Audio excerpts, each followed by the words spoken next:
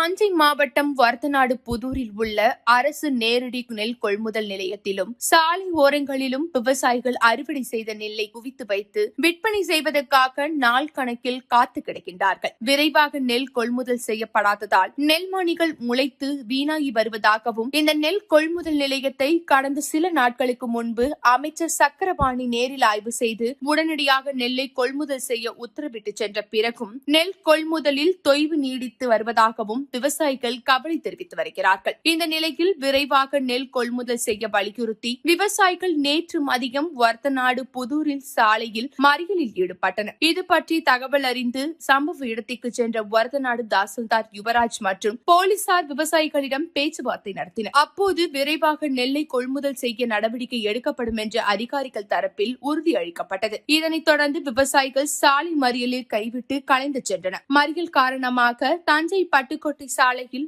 1 மணி நேரம் போக்குவரத்தும் பாதிக்கப்பட்டன.